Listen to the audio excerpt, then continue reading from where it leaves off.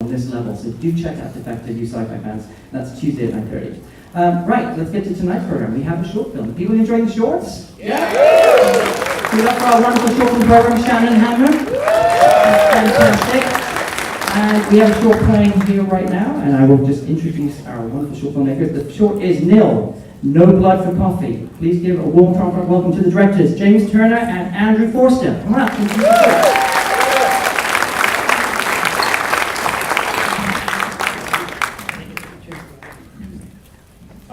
Yeah, I'm just honored to be here, and it's for the promotion of the French edition of the book Nil, Land Beyond Belief, which is coming out of France next year. And I just finished my first young adult book, Theo Paxstone and the Dragon of Aderon, so if you like young adult and fantasy and steampunk, check it out. Thank you. Thank you so much for being here today. We're really excited to show you Nil, No Blood for Coffee. James did all the artwork for it. I did the animation, and yeah, we're so happy to be here. So thank you very much. Cheers, guys. Welcome. So, our feature presentation, which I'm sure some of you are a little apprehensive about. So, a few months ago, a trailer dropped that was really cool. It had science fiction, it had action in it, it had some cool aliens, it had invasion themes, it looked spectacular. And so, all of us on the programming team at Toronto Dark got our interest piqued, shall we say. And then we looked at the title, Beyond Skyline. And hang on a minute, wasn't there a film 7 years ago called Skyline that kind of got mixed reviews, to be polite? Then you go on Rotten Tomatoes and you see the mixed reviews are 16% positive critics and 18% fan reviews. Oh, so a very painful score for the first film in apparently the series. Nobody expected Beyond Skyline, just seemed to pop out of nowhere with this fabulous trailer that also had 2 action stars in it. So we got interested and we got a screener in and we had a look. And between all of us on the team, we're like, yeah, you know what, I think this is a lot higher than 16%. You know, I think this is going to do well with our fans. And it checks a lot of boxes off and it's actually a lot of fun. And somebody made this film from a universe that obviously didn't get great reviews the first time around and has gone back to this universe of an alien invasion and made something pretty good. And it's a first-time filmmaker. A first-time director. Who is this guy? So we start searching around and we find him. And he just had his world premiere in Spain a couple of days ago at Sitges.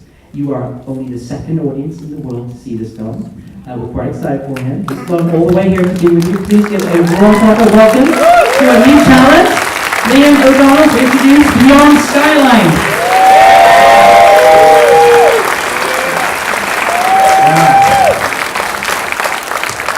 Quite a build-up. I should get him on my payroll. That was pretty fantastic. I'm very excited and nervous to be here. It's an honor to be at Toronto After Dark. This movie, like he said, is 7 years in the making. We shot half in Indonesia, a quarter in Los Angeles, and then we actually finished here in Toronto. So this is a bit of a homecoming for us. We have some crew here. For the Toronto crew that worked on this film. Very excited to show them the finished product. So yeah, this is my first film, and I figured if I get one chance, I'm going to do everything I like in one movie. So it's a bit of a kitchen sink. Aliens, action, martial arts, maybe a little kaiju, whatever you can, throw at the screen. So I hope you enjoy it. It's like he took all the genres that we play at Toronto Dark and he checked off every box. So when I finally watched it, I was like, I think our audience will go for this. I hope so. I hope so. Okay. All right, well, I'll look forward to you guys watch the movie, and we'll do a Q&A. Afterwards. All right, thanks a lot, Liam. Thank you. Thanks, everybody.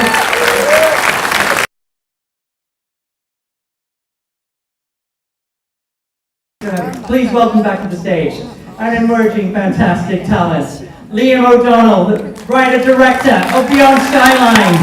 He's flown in today to be with us. Thank you. There you are. Awesome.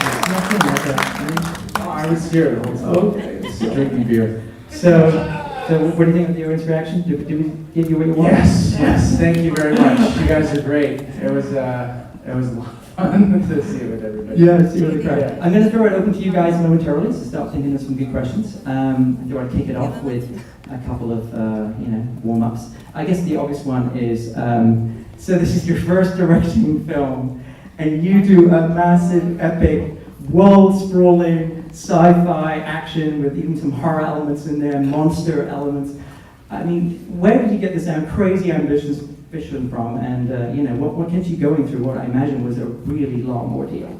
It was a really long ordeal. Thank you. I do have to give credit to Greg and Colin Strauss, the producers, and the directors of the first one, the producers of this one. Right. They hired me in 2005, and I've been working at Hydraulics for the past 12 years.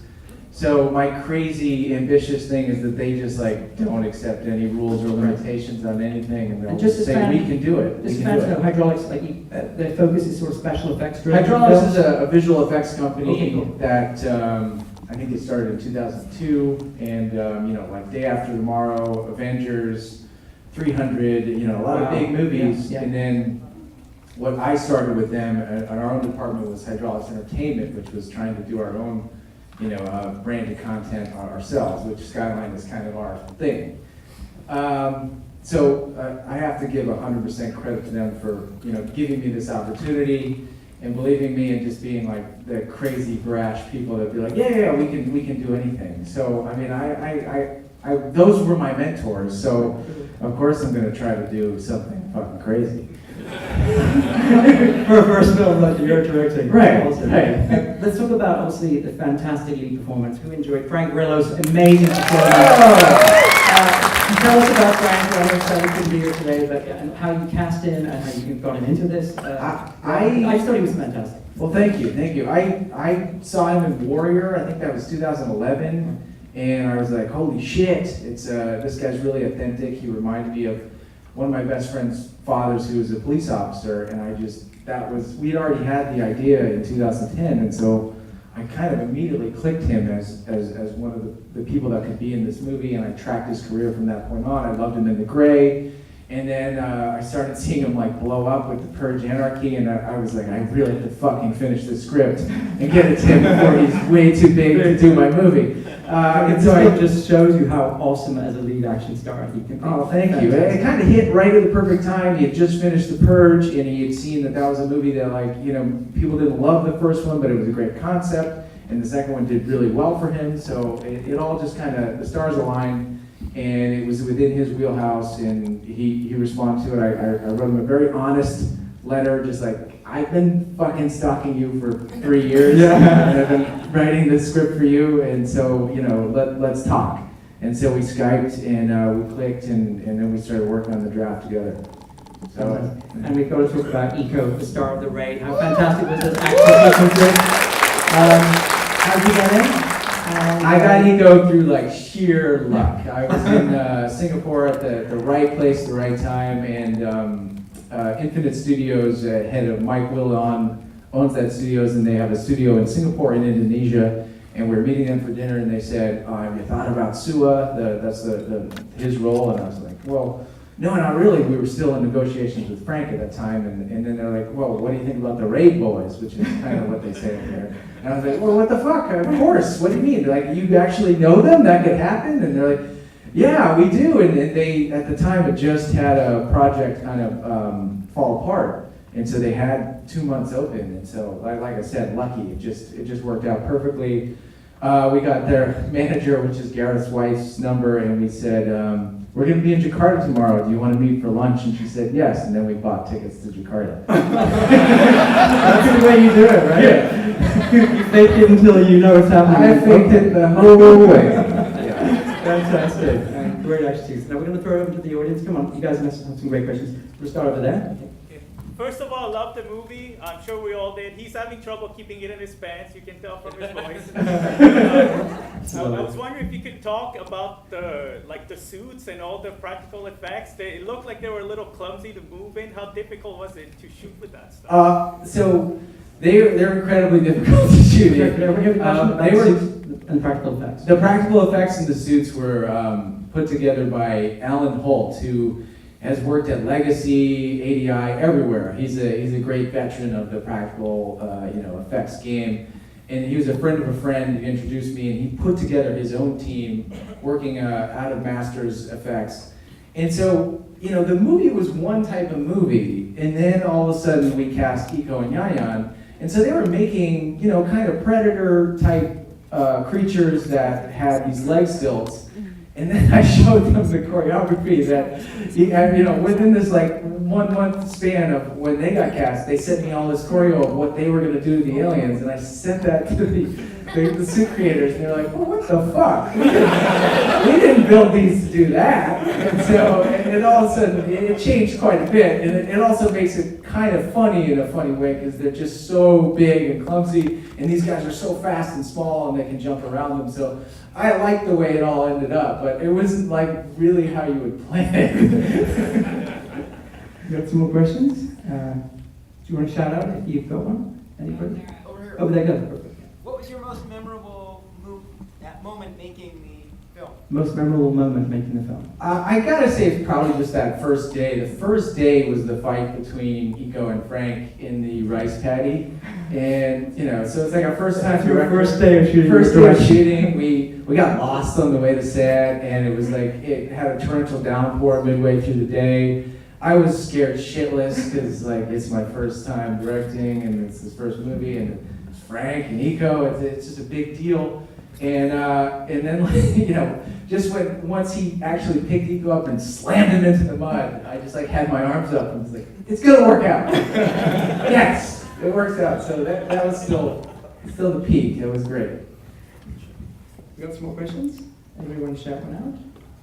Yeah, you mentioned back in 2010, I think it was, when you had started kind of working on the movie. Did you have plans to do a sequel from the beginning, or did this kind of come a little bit later? Definitely not from the beginning.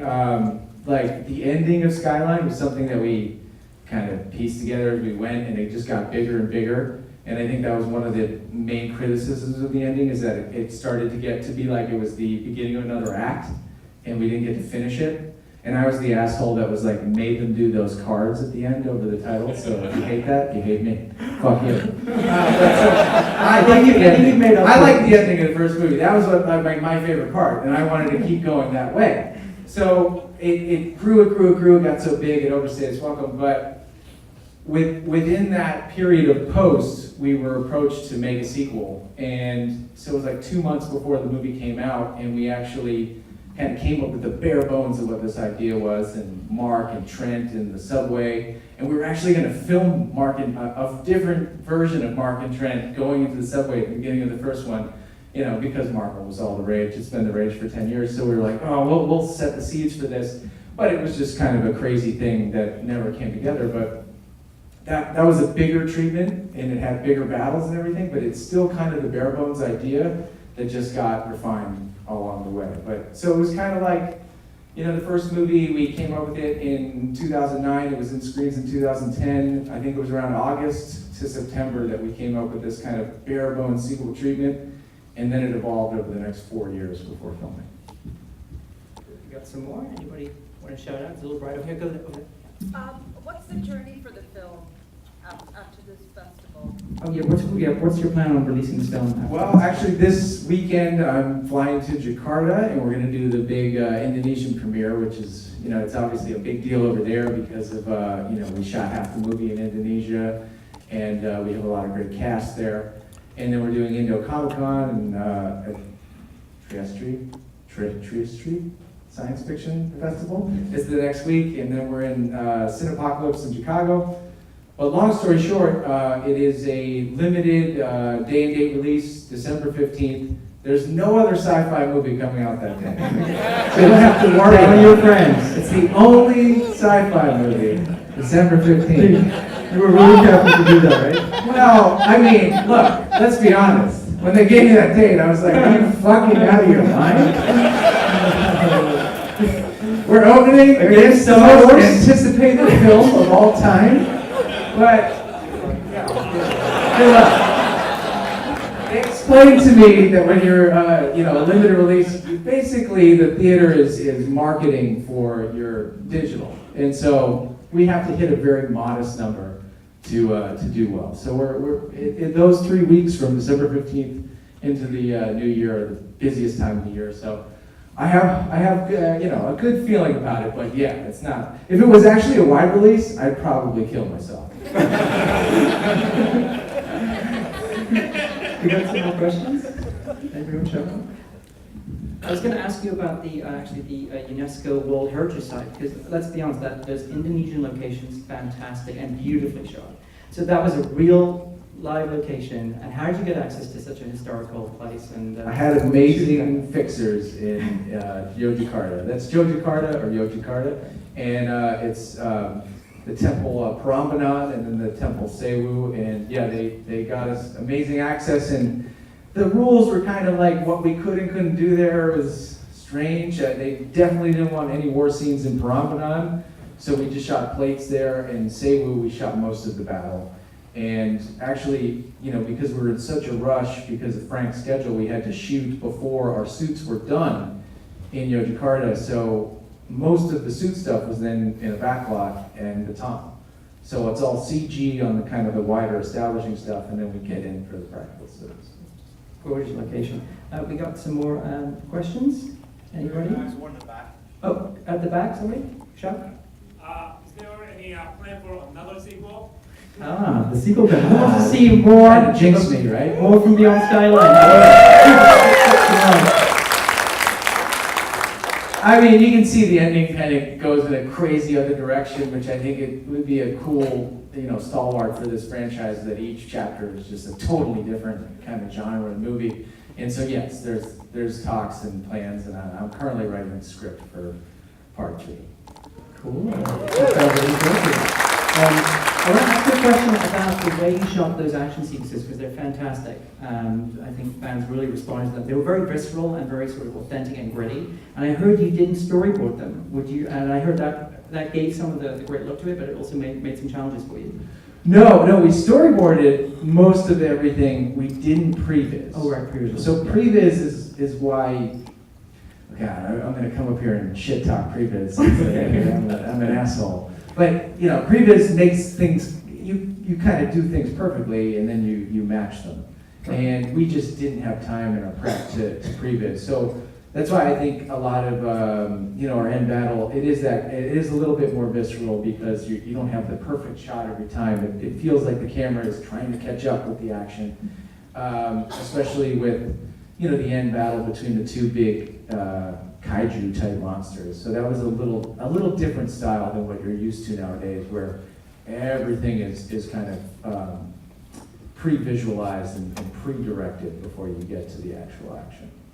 That's cool. I think it gave a great effect to it. Thank you. Have we got any more last questions from the audience? You want to shout out? Go. What movies did you take your inspiration from? Oh, inspiration for you. You couldn't tell? Yeah, I mean, it's definitely like a love letter to Predator and Terminator 2 in some respects, and then I'm trying to think. I heard you're a Die Hard fan as well. Huge Die Hard fan. I mean, that was sort of some of the stuff on the ship, is that trying to figure out how to do, a crazy alien ship on this